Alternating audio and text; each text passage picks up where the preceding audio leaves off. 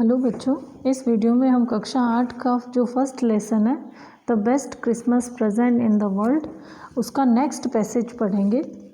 तो पहले हम इसे ध्यान से सुनते हैं।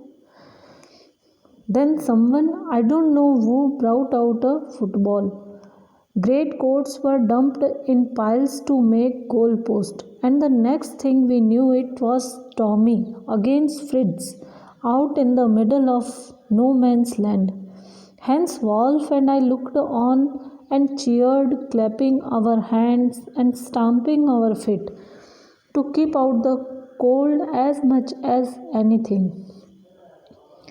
There was a moment when I noticed our breaths mingling in the air between us. He saw it too and smiled.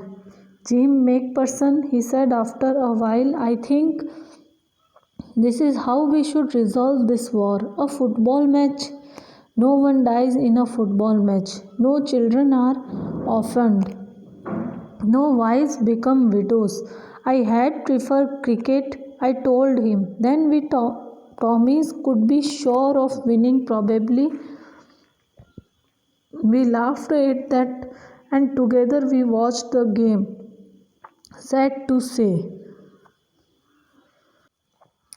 देखो, इससे पहले हमने पढ़ा था कि राइटर एक टेबल खरीद कर लाता है और उसमें उसको एक लेटर मिलता है और उस लेटर को वो पढ़ रहा होता है। तो ये पैसेज भी उस लेटर का ही अगला हिस्सा है।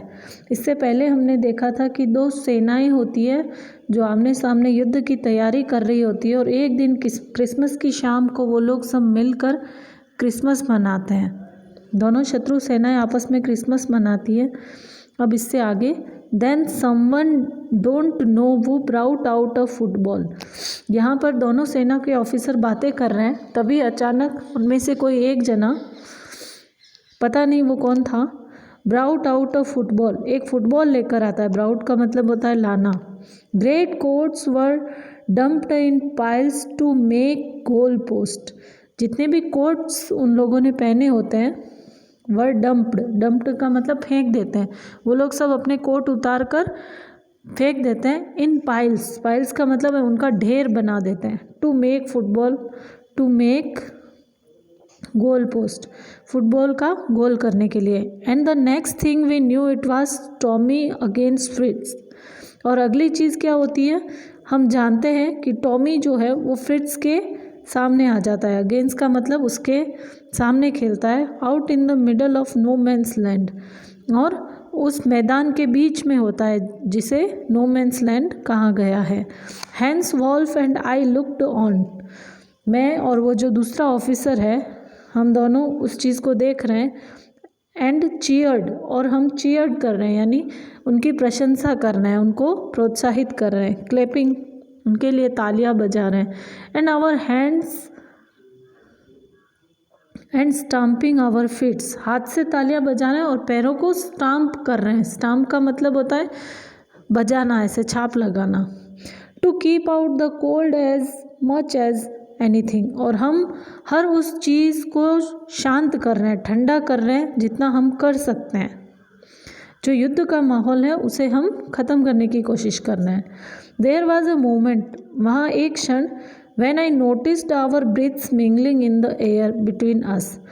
एक क्षण मुझे ऐसा लगा, मोमेंट का मतलब होता है क्षण। एक क्षण मुझे ऐसा लगा, नोटिस, मैंने ध्यान दिया कि हमारी जो ब्रीथ्स है, यानी हमारी जो सांसें हैं, वो मिंगलिंग कर रही है। मिंगलिंग का मतलब मिलाप करना, एक दूसरे से मिलना जुलना। इन द एयर बिटवीन अस, वो हमारी सांसें उस हवा में घुलकर आपस में मिलाप कर रही है। He saw it too and smiled, उसने भी ये सब देखा और मुस्कुराया। जिम मैकफर्सन, ही सेड, उसने कहा, after a while I think this is how we should resolve this war. उसने कहा कि एक समय के बाद, आई थिंक, मैं ऐसा सोचता हूँ, is how we should resolve this war, हम इस युद्ध को इस तरह से सुलझा सकते हैं। वॉर का मतलब युद्ध और रिजॉल्व का मतलब होता है हल करना या सुलझाना। तो किसी भी युद्ध को हम इस तरह से सुलझा सकते हैं, अ फुटबॉल मैच, एक फुटबॉल मैच खेलकर। हमें आपस में लड़ने की ज़रूरत नहीं है, हम एक मैच खेलकर भी किसी युद्ध का निर्णय कर सकते हैं। No one dies in a football match, कोई भी व्यक्ति फुटबॉल के मैच में कभी नहीं मरेगा।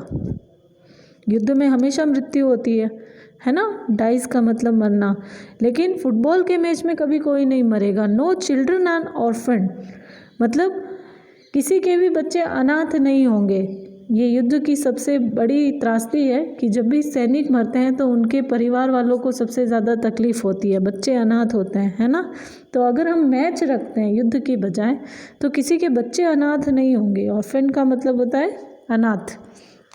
नो वाइफ्स बिकम विडो, और किसी की भी पत्नियां विधवा नहीं होगी। वाइफ्स का मतलब पत्नियां और विडोज़ का मतलब विधवाएं। आई हैड प्रीफर क्रिकेट, मैं क्रिकेट को प्राथमिकता देता। प्रीफर का मतलब प्राथमिकता देना। आई टोल्ड हिम, मैंने उससे कहा। Then we Tommies could be sure of winning, और तब हम लोग ज़रूर जीतते। टॉमीज यहाँ उनकी टीम को कहा गया है कि तब हम लोग सब ज़रूर जीतते। प्रोबेबली, शायद, वैसा अनुमान लगा रहा है। We laughed at that and together we watch the game, और इस बात पर हम लोग हंसे और फिर एक साथ वापस वो गेम देखने लगे। सैड टू से, यानी ये कहते हुए दुख होता है।